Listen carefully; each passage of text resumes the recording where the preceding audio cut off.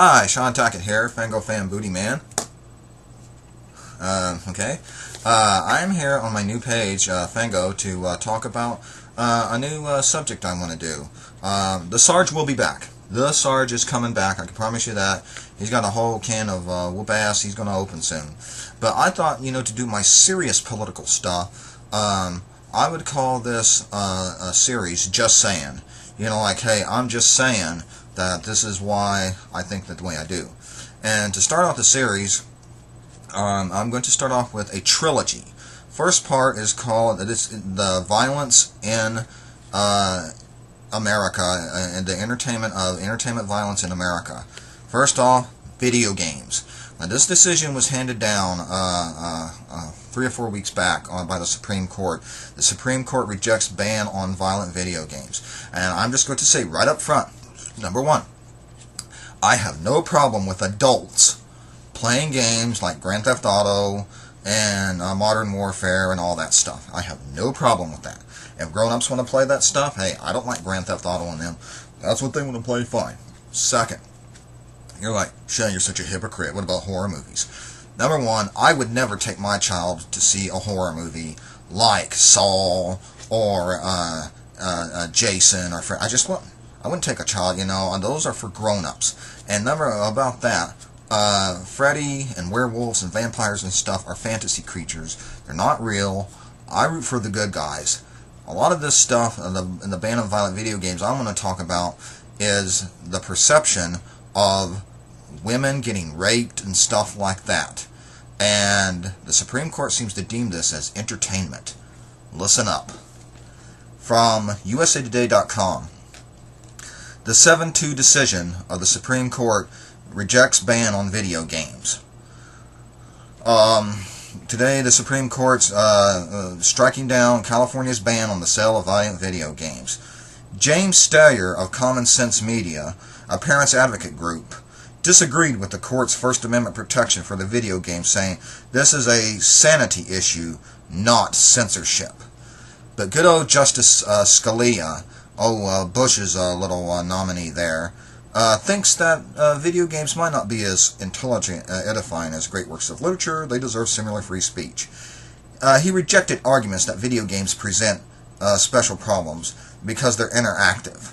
Getting to the crux of the state's argument, the violent content should be kept from the use under 18 as sexually explicit materials can be. Scalia said there is no tradition in America of restricting children's access to depictions of violence. How sickening is that?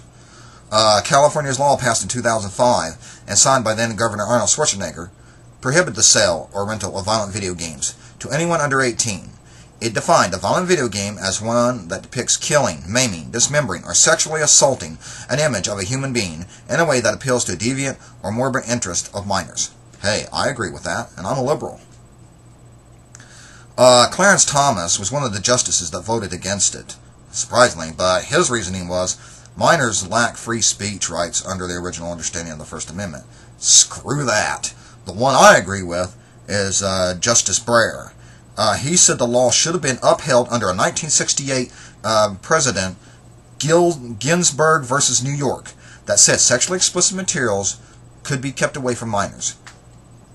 Breyer said, "What sense does it make to forbid selling a 13-year-old boy a magazine like Playboy with an image of a nude woman," he wrote, "while protecting a sale to the 13-year-old of an interactive video game in which he actively but virtually binds and gags the woman, then tortures and kills her?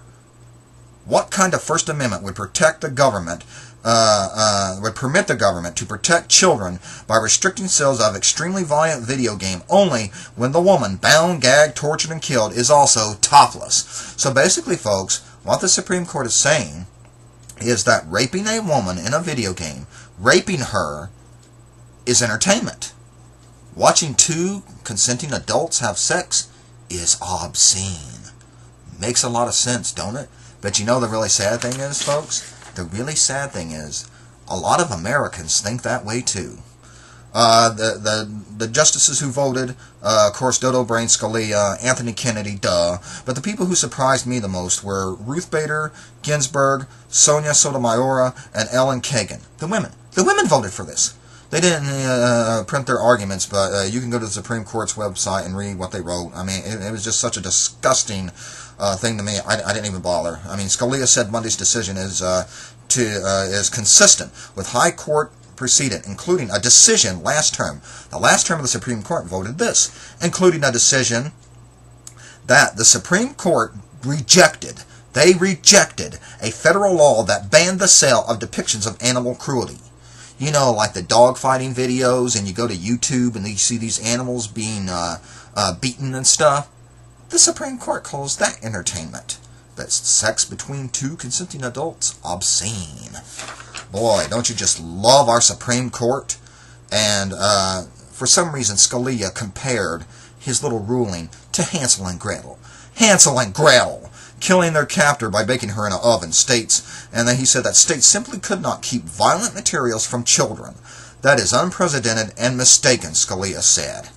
Wow! Number one, Hansel and Gretel were a book. You never saw what happened to the witch. You just didn't. In these video games, you see the women getting beat, gagged, burned, killed, innocent women. The witch was a monster, a fairy tale monster. She wasn't a human being. Give me a break. Another story from Salon.com. A girl named Tracy Clark Floral. This is what she wrote. Sex is scarier and more dangerous than violence. That's what the cultural belief the Supreme Court reinforced on Monday when it rejected an attempt to ban the sale of violent video games to minors. Despite the frequent rhetorical link made by politicians and activists between sex and violence in the media, when it comes to the First Amendment exemptions, sex stands entirely on its own. The majority ruling states clearly that federal obscenity laws apply only to depictions of sexual conduct and not to scenes that are shocking for other reasons, like extreme violence, which to me, folks, in my eye, that is so, you know, I just can't believe it. I just can't believe that. How about, I'm going to throw the questions at you folks. If you had a 13-year-old boy, which would you rather let them do? Look at a video of Girls Gone Wild, or watch them get beaten and raped in a video game? And you can't say neither. Nope, that's not an option. This is, you know, really. And, you know, for you to sit there and want, that's sickening. It's disgusting to want them to see a woman getting raped, beaten, and tortured. But a lot of you grown-ups feel that way. Why? Regarding your feelings on this particular case, the culture-wide acceptance of violence over sex deserves some critical attention. It's no accident, at least on a primal level, that sex and violence are so often linked. Evolutionist psychologists point out that violence can be erupt between male animals during sex competition. Developmental psychologist James R. Prescott, formerly of the National Institute of Child Health and Human Development, argues that there is a preference for sexual violence over sexual pleasure in the United States. This is reflected in our acceptance of sexually explicit films that involve violence and rape, and our rejection of sexually explicit films for pleasure only, pornography. He says apparently sex with pleasure is immoral and acceptable, but sex with violence and pain is moral and acceptable, you know, like the Supreme Court said. And there's a survey that was done in 2008 from Gamefront.com. Gamefront.com said, and I quote, the gaming site for parents, whattheyplay.com, runs a question of the day poll that asks visitors to the site, mostly parents, a question. Recently the poll asked, as a parent, which would you find mostly offensive in a video game? Here's what Americans said. A graphically severed human head, 26%. A man and a woman having sex, 37%. Two men kissing, 27%. Multiple use of the F word, 10%.